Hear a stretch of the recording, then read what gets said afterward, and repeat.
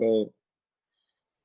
Welcome back. We are in our second session of the day, May 11th. It's 1 p.m. CET in Frankfurt.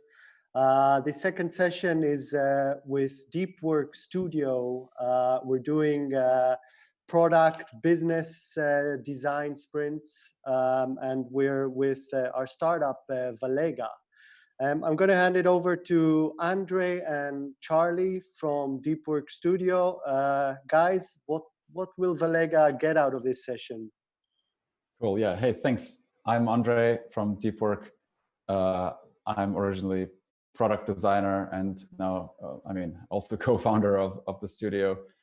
We'll basically go through a short hands-on kind of workshop to see what kind of challenges you're currently faced with in your product cycle, and I'll be able to help you a little bit in what you need to work on, but kind of show you maybe a couple of examples of what I've already worked on from all the projects that kind of in my past, and along the way maybe show you some remote collaboration tools, depending on what your focus is, depending on what your problems are. We'll do this all in a very, very structured way. This is how we at Deepwork work.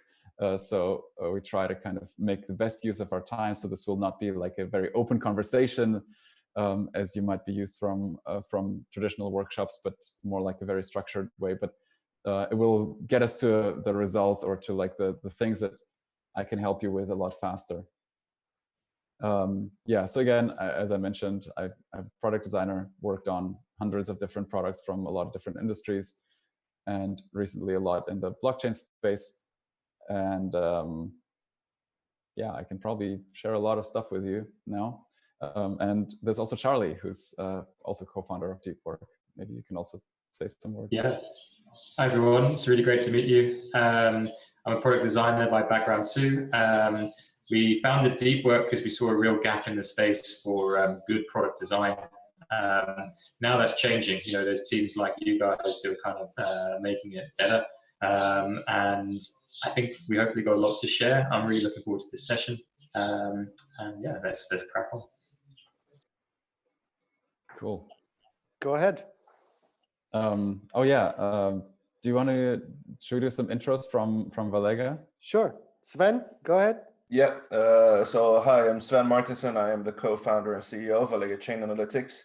And what we actually are a compliance tool for transaction monitoring on the blockchain. So we try to kind of make sure that all the companies working with blockchain are in a safe space so that they can keep doing their work. And I have my co-founder, Jonathan Palades, our CTO, George Santos, and our CFO, Jens Herzog here as well, following all the sessions we've been doing. That's us, based out of Finland, Helsinki, and Georgie is in Portugal. Nice, awesome. Should we do like complete intros, or is that fine?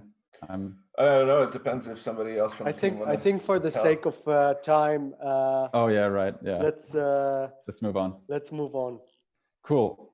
So I've posted the Miro link. I hope you all were able to open or to get on it.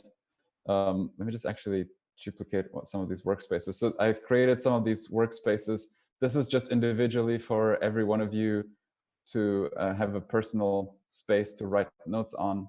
It's more like, you know, you can, let me actually share my screen, then you know what I'm talking about while I'm doing it. Oh, actually, wait, so we'll be right back. Oh yeah. So just pick one, and that'll be just a space for you to write some notes on. Because everything is going to be a little bit more structured than usual, the first kind of 10 minutes or the first conversation will be basically more a mix of you're going to tell us what the product is about or what your current challenges are, and we'll keep writing notes together on the current state and what resonates with us. So for whoever who's not talking, who's not explaining, it would be great if you could go into your workspace, whichever it is, and you can see where the mouse cursors are and whose is whose. And just use that space to write up how might we's. If you're familiar with those, it's basically like a Procter & Gamble exercise of restructuring what resonates with you and from what you hear as a challenge into something like a more solvable sentence. So, or like something that could sound like a problem. Like in this case, we had this from a different workshop where, sorry, someone was complaining about remote workers not being as included as in face-to-face. The person who wrote down this post-it rephrased it into how might we make sure that remote workers are included in all activities. So it makes it easier later on for us to work with that and find better solutions quicker. So for now, this is just kind of the way that we try to promote active listening. So while one person is explaining their point of view or what is currently important to them, everybody else gets the chance to write things down. And then later, we'll be able to take all that information and use that in this collaborative space where we will place all the post-its, prioritize them by importance, and then see if we can come up with some solutions really quickly. That's why everything is kind of time boxed. But for now, I'm just going to set a timer on like 10 minutes. And maybe for you guys from Valega, would be cool if you could just maybe briefly outline what your current product challenges are, because like generally I'm just interested in what point you're at, what exactly you're envisioning your product in, and what the challenges are that maybe you've identified already, or what you think we might help you with. So I'm just going to start a timer. Don't worry about it. Yeah, it would be cool if, I don't know who's best to get started. Yeah, I guess we can all just put our thoughts down. Let's see. Yeah. I mean, just speak through it. So, or maybe like explain in words, and then everybody else will kind of listen. Sven, you can talk. Yeah. The rest can write. Yeah, absolutely. So I would say one thing that has, of course, been a bit harder. We're starting to get used to it now, but it is actually the communication on these kind of COVID times when everybody is working remotely. Of course, we have been used to it in a way, but now a lot of it plays into really kind of working together, pretending that we're actually at an office together. So that has been something that we need to work on. Maybe structuring the work better since we are working online, making sure that the interactions that we do, the communications are clear, rather than sitting and having a 1 hour meeting about a topic. We could maybe cut that down to 30 minutes. So really effectivize that kind of communication. What else challenges have we been facing? I think very quickly as well, communication with design, just designing the full corporate language, like colors and, just the standard design language of the entire organization itself, and really defining it. Anybody else has any points of something that they have been struggling with? Maybe, I guess, a part of it does play into time management as well. I think that is something that everybody kind of feels is a thing most companies do. Sometimes it's startups, but time management and really being able to know what everybody's doing at one specific time. Yeah, that makes a lot of sense. Yeah. Where's the or like, sorry, did I interrupt someone? No. Go ahead. What are the what's the state of your kind of product cycle right now? So what are you currently working on in terms of like the actual product? Yeah, so I mean the product is basically done. Now we're actually already marketing it and putting it out there. It's ready, a ready to use solution. Of course, we do have developments that we're making. Some products are still in late alpha stage, and those of course need to be completed as well within a time frame. But of course, with limited resources, that does take a while. But we do have a plan of how far it should be going and when it should be done. And Georgie is of course in charge of that kind of resourcing. Yeah, it is really like how we plan the product launch into different markets, because we're now working very much in the Nordics. That has been main focus, and a little bit the Baltics as well. But of course, we want to be able to scale this towards the European market. So kind of how do we set the product to fit these markets? For example, the German market. How do we optimize that? How do we do the most effective way in that? Cool. Okay. Yeah. Anybody else who's also on the team? What are your thoughts? Current, maybe like kind of domain specific challenges. I would have to say from which angle. If we're speaking about from a marketing perspective, are we speaking from a product development perspective? Because then it comes some technical things on it, right? Or okay. and so on. So I would just like to understand, like, from which point of view are we talking about? Like, ideally from like a product and business development, so product design and business development perspective. So I'm not going to be able to help you with engineering problems right now. Yeah. So it would be, for example, if it could be, for example, then resources, for example, internal resources for Right. sales and marketing and so on. So also client focus, which clients to focus on. Yeah. So you're already, how is your product like running on the market? Do you have like a traction? Does the conversion work? Yeah, we have a couple customers. Some of them are in pilot stage. Some of them are already paying. But of course, this is still fairly early stage. We started commercializing this in October, November. So it's still basically new. And of course, it is a bit of a very specific kind of product. Yeah. So yeah, that's the stage that we're on right now. Jonathan, I think you had a really good point about prioritizing clients. How do you prioritize helping them right now? What's the process? Sorry, can you say that again? You had a really good point about prioritizing clients. How do you kind of help and prioritize working with them at the moment?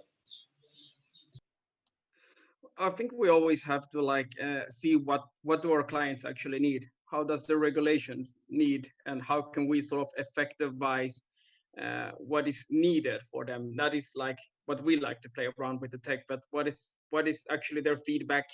How can we make sure that we automate this as much as possible, so it's not time consuming for people when they do business? Okay. Yeah, because we always have to look at the regulations, right? We are a compliance tool after all. So once there's a regulation, right now it is the financial sector, and of course a lot of it plays into cryptocurrencies. So we have to make sure that the tools that we are providing that are doing monitoring, they are fit for those companies who are either already transacting with blockchain technology and cryptocurrencies, or those who are about to do it. And of course, part of that are the exchanges, and others are the banking ones, right? So that's kind of how we have to prioritize the client base based on what the regulations are at the moment and what are we providing to cover those regulations. So that's what I would say is the key takeaway there. Interesting. Okay. Yeah. I'm also writing down some things. Hold on. So you're kind of relying on regulatory restrictions in terms of how you market your product? I would say relying wouldn't be the correct word. It would be more like a kind of understanding and making sure that it's clear enough, because we do understand that regulations are coming regardless. And some of the regulations are already in place, and we were prepared for those once they did come. But it's really trying to make it as clear as possible for the potential clients that, you don't need to have a massive team of compliance officers. It's enough to have a few of them and a tool like ours to work for that. And as regulations change, we have covered the biggest regulations.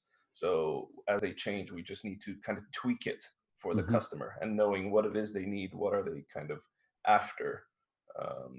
when they're trying to be compliant. Right. Okay. Yeah, that makes sense. Cool. So yeah, okay. So I think some of the efforts that you're kind of mentioning here are more around the brand and kind of the marketing strategy. Yeah, I think so, because our tool is basically ready, and of course, a part of it is optimizing UI and the user experience, the customer journey. Really, that is kind of where we want to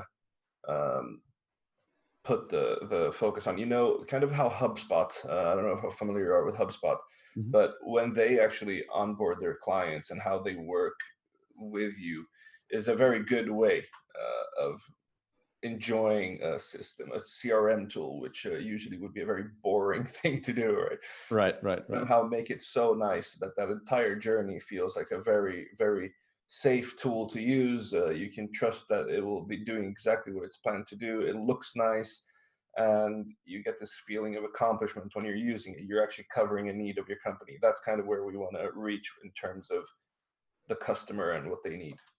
Right. That's interesting. Okay, cool. Yeah. Great. Yeah, anybody else? 30 seconds to go.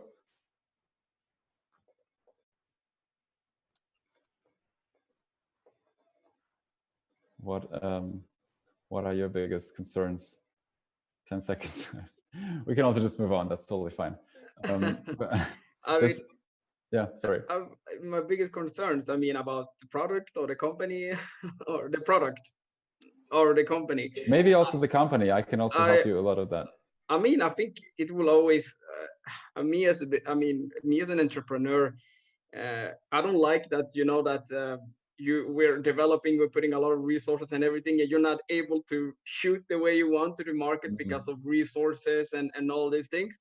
Right. Look, if I want to go down, you know, then at least let me go down, die trying or something like this. I really want to like make sure that we really get the opportunity to really test the market accordingly with, even though with minimizing resources and all these things, but just like, you know, really get the opportunity to really go ahead, because I do believe in the capabilities of the team and our product and everything, but I just want to be able to, you know, shoot and not think before that.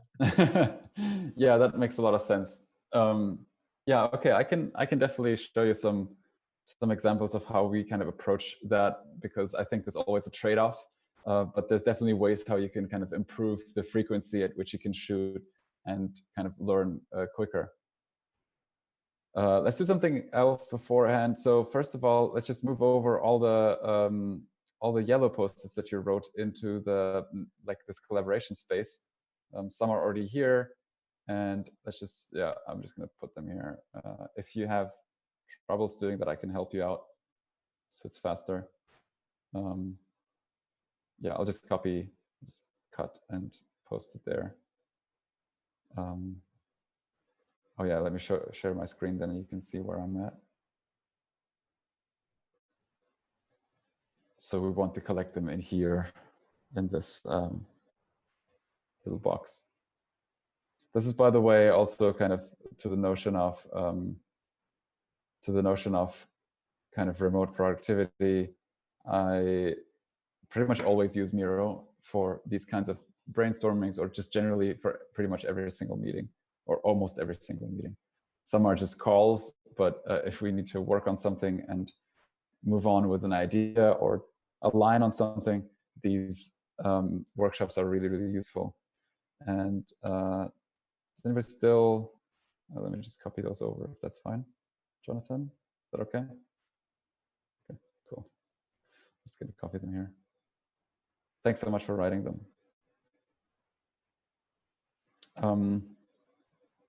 So what's this circle? Okay, so let's take 5 minutes and then just vote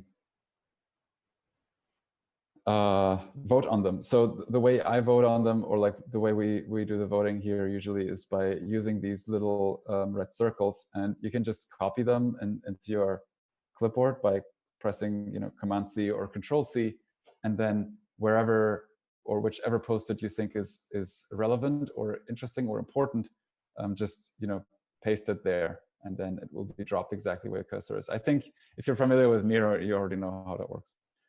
So the idea is, I don't know if everybody's managed to. So Jonathan, yeah, cool. So all the cursors are here. If you can't see the cursors, you can press on top here, and you can see them. Oh, yeah, perfect. And I'm just going to set a timer on 5 minutes just for you guys to read through everything and see if everything's represented, but more like to start voting. And for everybody from Valega, take 4 votes each, and everybody else choose 2, and just place them where you find is important. So 4 votes each, 5 minutes. Take your time. Here's some jazzy. It's not jazzy. It's lo-fi hip hop music. Just it's less awkward, but it's also bordering on being awkward because of the music style. I like it though. I'll see you in 5 minutes.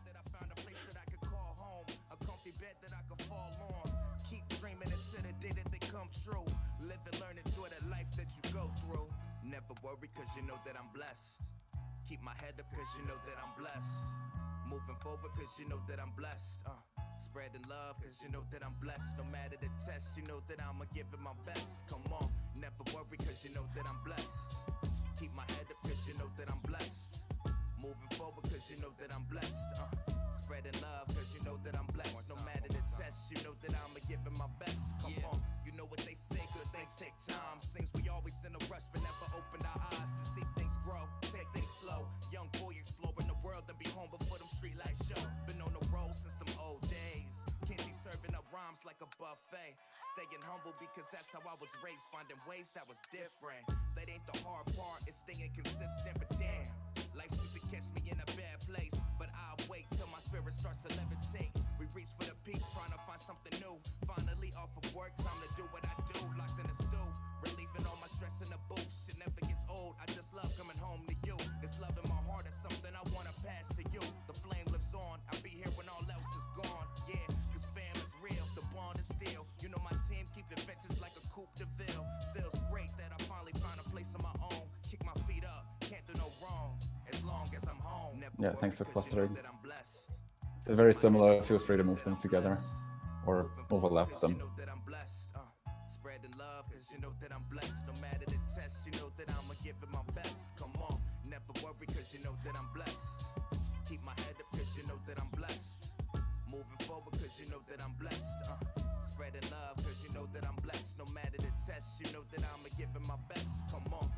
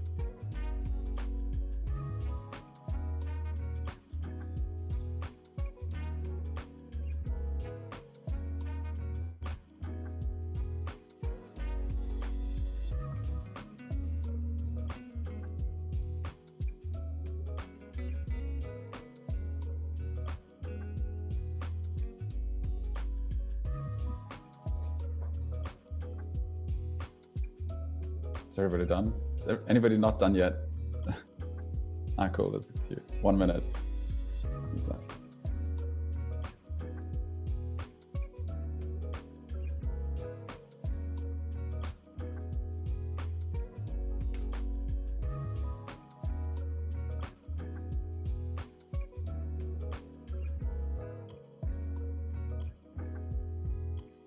Okay, I think that's pretty, I can stop the timer and then we don't have to wait too much.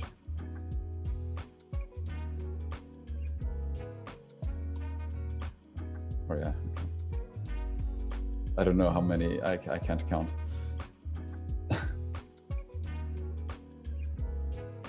And the noise of the timer is also very annoying. Okay, cool. Thanks so much.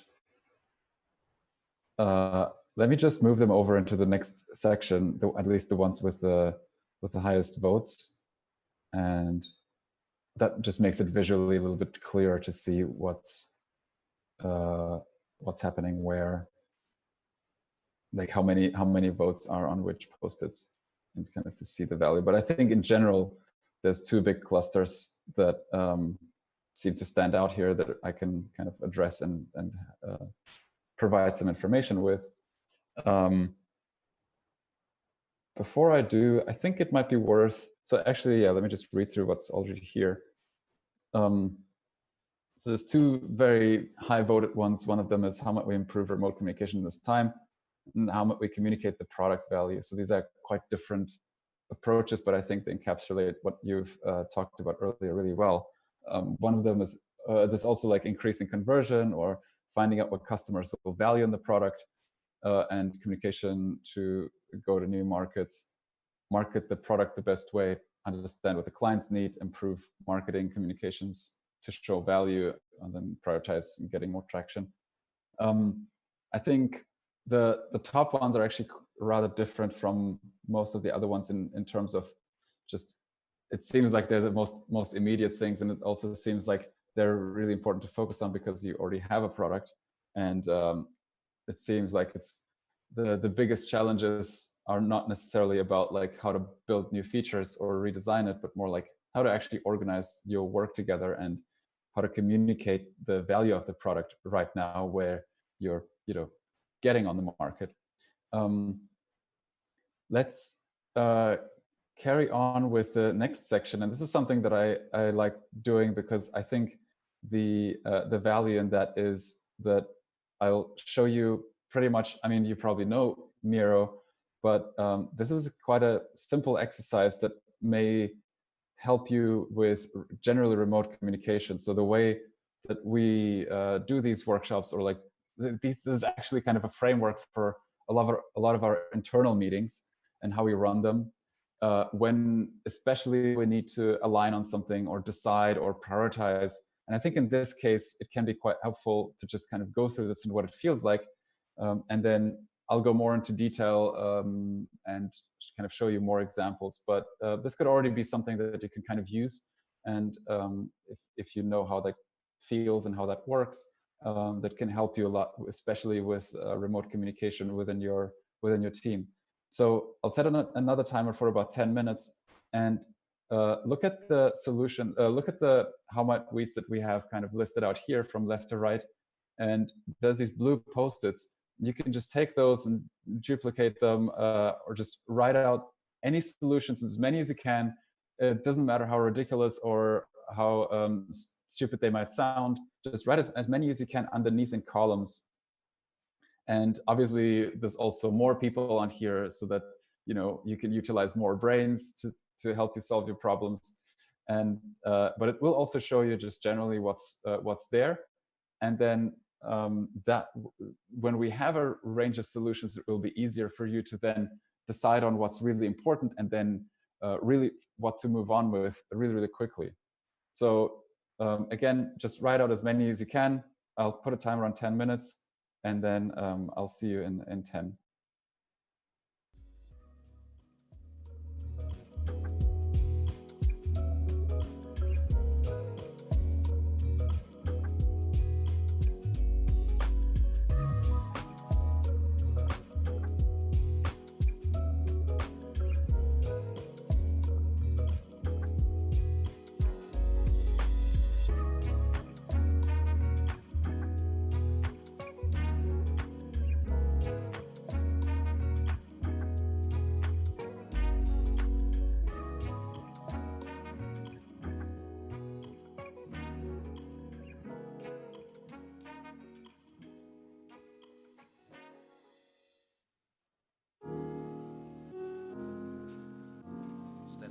drinking and shit. Trying to get this right, man. It sucks being up all night, knowing what you want to say, but can't find the words to express yourself, you know what I'm saying?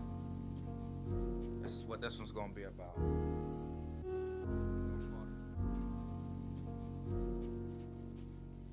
You know it sucks when you can't write from your heart. When you're up until 3 a.m. looking for words in the dark, grabbing your head, drinking instead of hustling for that bread. This need to escape, playing a game of chance like roulette. Live with no regrets, give it your best instead of blazing people. I started writing cause I just wanted to breathe a little. Give me my space, create a place to be myself. Take me away, I live and learn because knowledge is wealth. Picking up pennies, experience I've gained from the city. Yo, that's enough to spread some love and help the people with me. Do what you want, don't never let nobody tell you different. This is your life and nobody can tell you how to live it. I give it 100% and nothing less. Develop your talents, cause that's how I cope with the stress. The rest will follow suit. All that's gotta be done is be you. All you have to do is be you. Lost in thought, got my mind rushing, pacing back and forth, just trying to create something. Wish that I could pick this pen up and draw this picture and become the person I see when I look in the mirror. Lost in thought, got my mind rushing, pacing back and forth, just trying to create something. Wish that I could pick this pen up and draw this picture and become the person I see when I look in the mirror. The more that I write, it's like I find out more about me. The more that I see, embracing every soul that I meet. From Colombia to Vegas, I love the places I've been. When I search for inspiration, you know I just look within. Spending these minutes, testing my limits, constructing sentences. Passing emotion, it's how you feel what my lyrics is. Different perspectives is all that I really search for. When opportunity shows itself, I walk through that open door. Embrace the change, always learn from mistakes. Open your heart to love, that's when potential awakes. In space, I'm daydreaming, levitate through the ceiling. Clearing my mind so I can kick freestyles in the evening. Relieving stress that I gain throughout the day. Never lose motivation or focus on getting paid, cause money ain't everything, just shit that keep us in line. Learn to love what's important, I guarantee you'll be fine. Lost in thought, got my mind rushing, pacing back and forth, just trying to create something. Wish that I could pick this pen up and draw this picture and become the person I see when I look in the mirror. Lost in thought, got my mind rushing, pacing back and forth, just trying to create something. Wish that I could pick this pen up and draw this picture and become the person I see when I look in the mirror. When I look in the mirror. Maybe one day, you know what I'm saying? Maybe one day.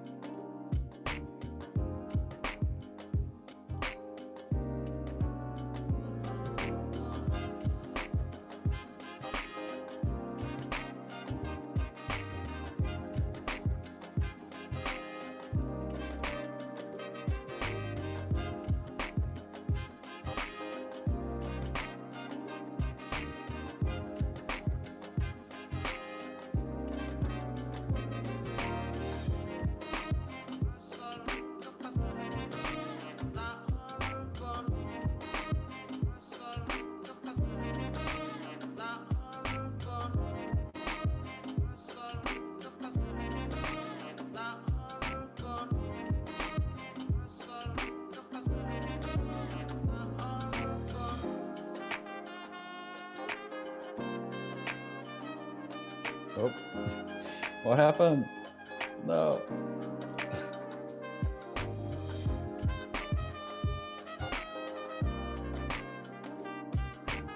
Sorry, I think that was me. Can you just repeat it somehow? I'm not so familiar with it. No worries, don't worry. It happens all the time.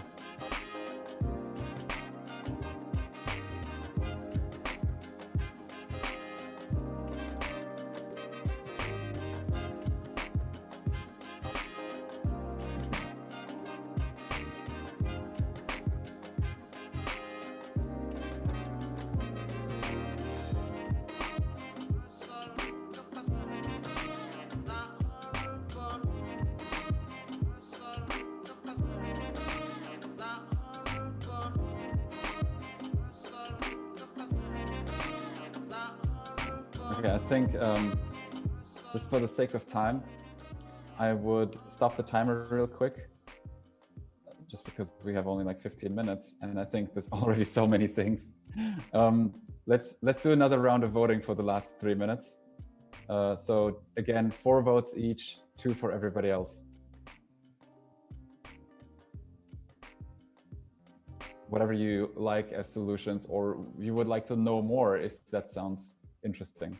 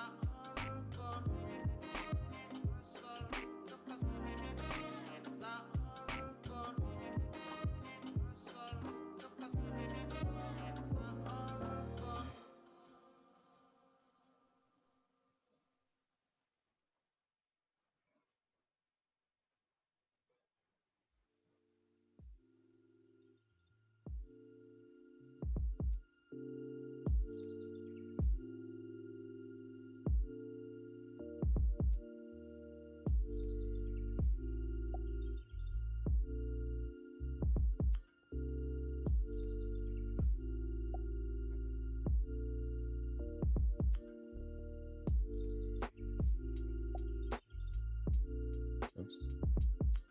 No, sorry, that was me now. And I'm using it every day.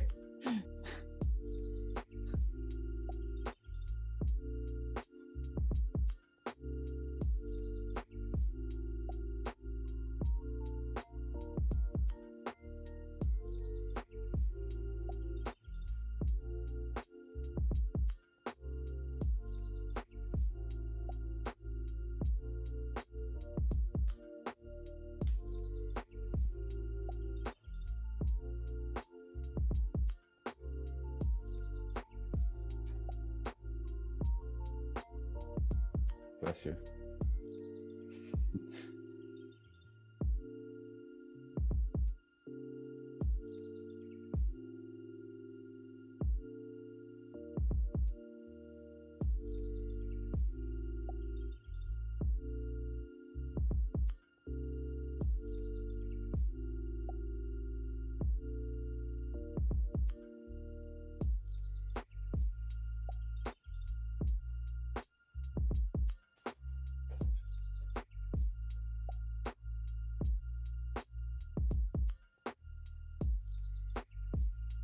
This super chill playlist. You need to share it with us later.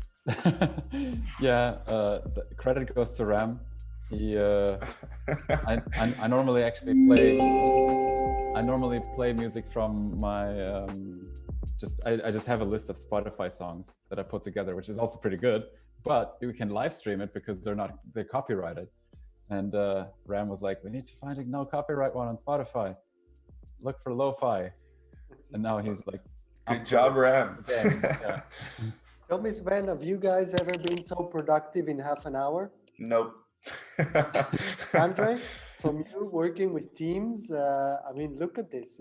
This is really good. Yeah. How this team is working, huh? Honestly, this is really good. And I mean, also like from what you've told me about where you currently are, it sounds like you're really good. Like you already have the product.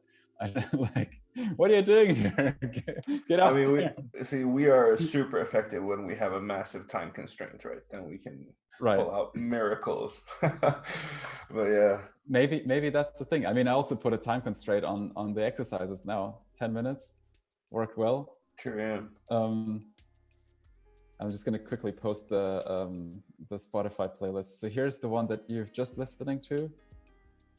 If you want mine, which is copy, just like music songs, they're very good. I use this one, or also use this one, which I call chill out playlist. And it's not a chill out playlist because I exclusively use it for work, but it's nice music. Anyway, I can only recommend playing music in these sessions because it keeps people engaged. And you had also a good point with the time pressure. I have also the same experience by setting deadlines that are kind of shorter than you think it's possible. Then it just pushes you to do things as fast as you can. Obviously, it should not sacrifice, personal health and kind of well-being, but like even timers during these sessions are very, very good to kind of cluster the exercises. So let's move them over, the ones with the votes, onto the next section. Or let me, move or copy or transfer over with the highest votes so we can see where the highest votes are. Here, just gonna put those together because I think they're very similar, yeah. And then, so this is quite nice because it gives you a good overview over which solutions already seem to be important or interesting to work on. And, this is technically done in like 20 minutes or so if we, if we subtract my endless talking. And you can kind of use that structure like really on anything. It's more like it's kind of a creative process. So you set the context yourself, and then thanks Charlie, that's amazing. And then you brainstorm some challenges, brainstorm what's currently going on, then you come up together with solutions, and you can even bring people from the outside in that you consider could help you with certain things, as in this case. And when you prioritize, you already see some kind of approaches or directions that you can take this to. And we have here, for instance, there's a solution for structuring workshops with clear outcomes, clustering clients, and I mean these are also two very different approaches, but they actually seem to solve the biggest, or like get into the approaches of the biggest problems. Clustering clients according to certain properties and define examples, use cases, better understanding of sales cycle for each customer segment and plan accordingly. There's a great book, Anthony Ulwick. Let me just quickly, Anthony Ulwick.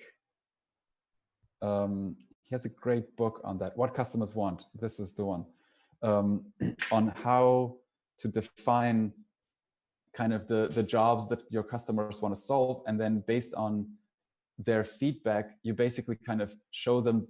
So you show them the things that you built and frame that as a job to be done for them. So almost like if you imagine them having a part of life that they normally spend effort on, you figure out a way how to just tell them, here's what it is, we'll do this exactly for you. And so that they will be like, okay, here, take my money, and you'll do the job for me, or your product does the job for me.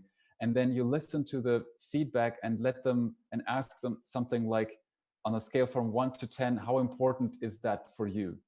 And if you have different features and you ask them about the importance, you really quickly get like to a formula where you can prioritize the highest importance for most people. They go in a little bit more detail into how to put that together and how to listen to their feedback and kind of quantify that in a very data-driven way. In our work, we normally don't go that deep, although actually, no, we started doing it too, by having these like 1 to 10 scales on different levels. But as the more interviews you do, the more precise you can the data will be that you will get. And you will still have to have some conversations. I think it's different to have a person-to-person conversation compared to Typeform, but I think this is a resource that explains a lot about how to really do this relatively easily. And I think there's also some Medium articles that you can find on the actual kind of structure. Another thing that I can quickly also share with you about the structured meetings and workshops. Now, you've seen the effectiveness or efficiency of what we've just done. We already have some solutions. In order to move on with that, what I sometimes do is kind of take all of those, and then there's this very, very simple framework, like an effort impact scale. You might be familiar with it from design thinking, where you kind of place the solutions that you think are worth solving somewhere here and figure out what are the ones that have the highest impact and the lowest effort. And if you do that together, that takes like, I don't know, 5 to 10 minutes. Just roughly, it doesn't have to be precise, but you'll see a few solutions in this kind of quadrant, and then you can take those and basically convert them into actionable steps. So you would kind of place them onto this grid, have each individual one on one of those areas, and then first of all, like, let's just as an example, let's just take blogging. That seems easy enough. So you place that somewhere here, start blogging. Then blogging is obviously a great solution, and if we imagine that would be part of our routine, that would be great. But then what are the steps that would lead to it? So, and then you would write out things like, you know, find some time that you can dedicate every week to blogging, brainstorm some articles to prepare for a long-term kind of blogging release strategy, and then I don't know, find channels where to post, and then you delegate that to someone, or someone takes responsibility. I mean, it's better to think of, you know, someone taking responsibility of it, because that just motivates people better. And then you have a very kind of easy way to get started, and you can kind of get started with it right away if that turns out to be super valuable. And then what I recommend as kind of a next step is more like doing that for a month, testing that, and then going back and seeing how that, and reflecting how that worked. We do that with new software, for instance. If we try out new tools, or if we tried them out in the past, we would kind of figure out what software we want to use, and try that for, like, have one person who's responsible of, you know, onboarding everybody else, and doing that for a month, and making sure that they keep track of whether that works or not, and like what are the benefits of it. And then after a month, we'd reevaluate and see if that makes sense or maybe not. And so you don't waste too much time, but at the same time you can run some experiments. Research which features uses the most value. Yeah, I mean, this is also something, I mean, we generally do a lot of, like, basically sprints that are based on the Google Ventures design sprints. We do them remotely now.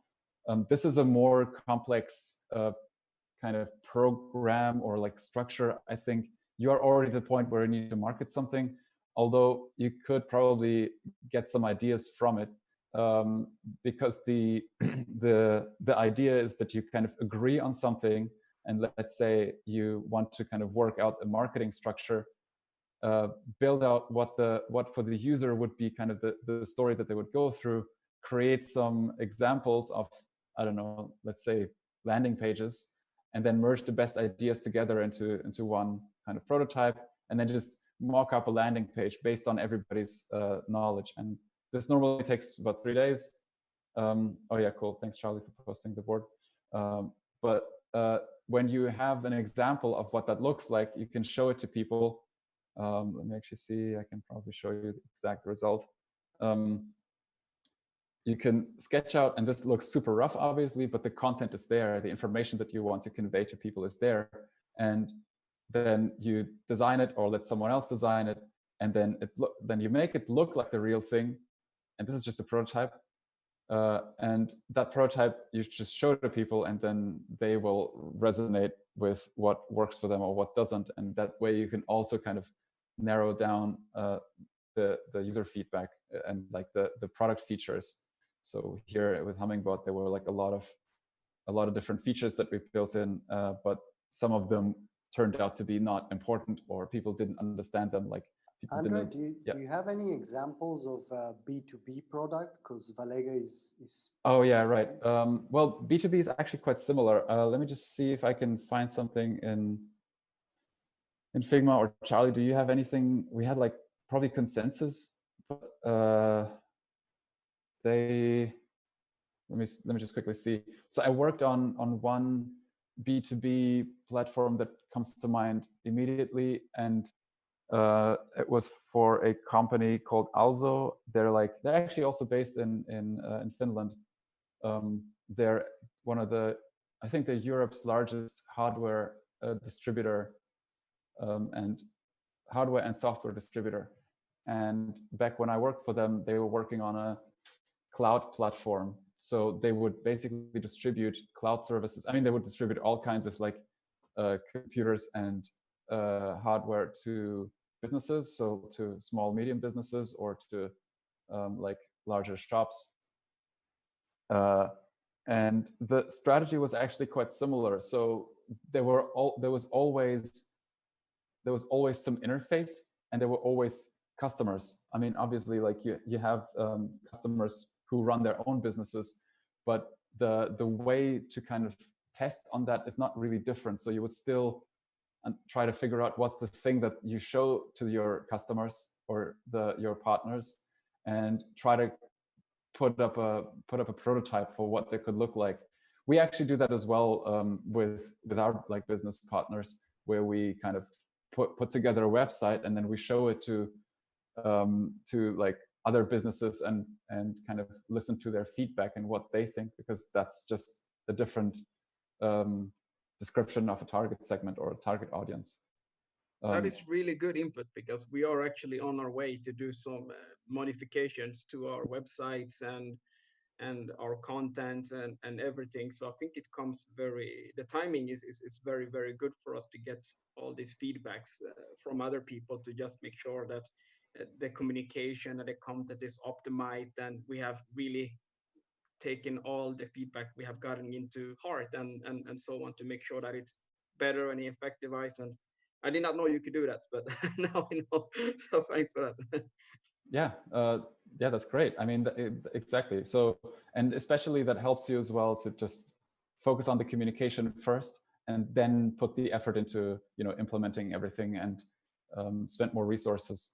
What I also do is sometimes just not just the actual the content that you can test, but also channels. So which channels you think will be most crowded by your target segment. So if you think of social media, like what would be where would be the people that you want to address with the specific language that you have? So is it LinkedIn, is it Instagram, is it Twitter?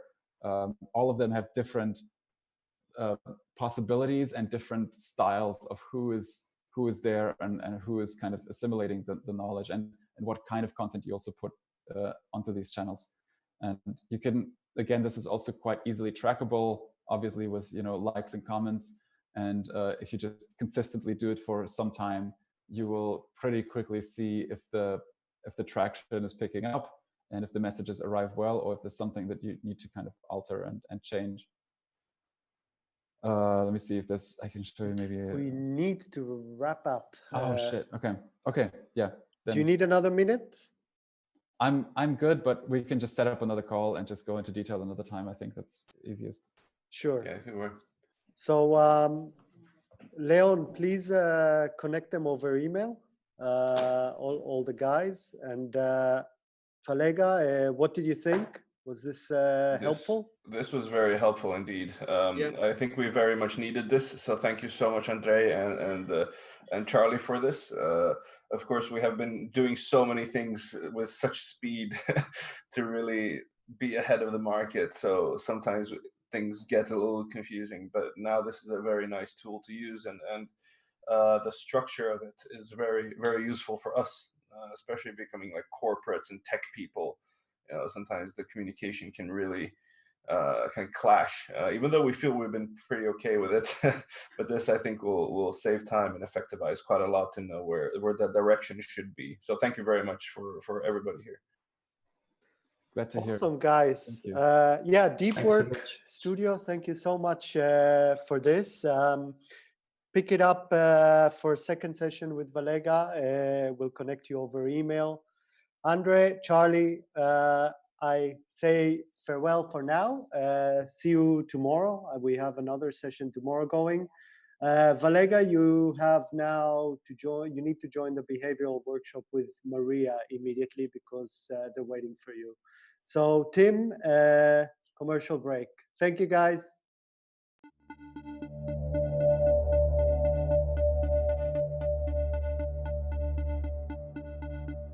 They're really giving everything they have into the business that they've created and into the community that they are nurturing. And their help and their patience and their enthusiasm was something which is rare and is one of the reasons I think that in the long term they're going to succeed very well here. I want to thank particularly Maria and Graham, who were great initiatives of this program, and I guess I speak in the name of all participating startups here. Thank you.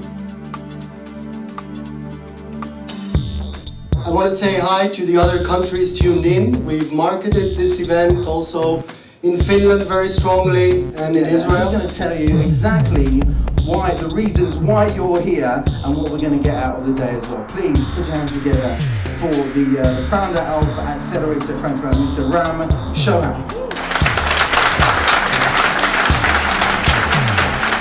Business life, startup life, entrepreneur, it's all about people.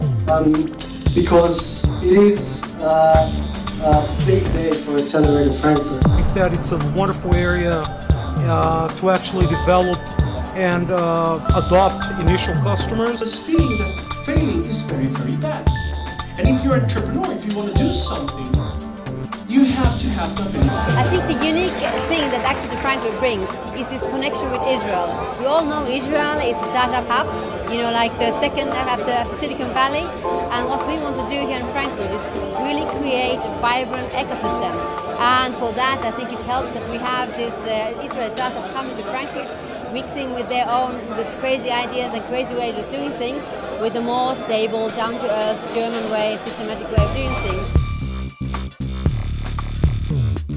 Thanks, VCs, business angels.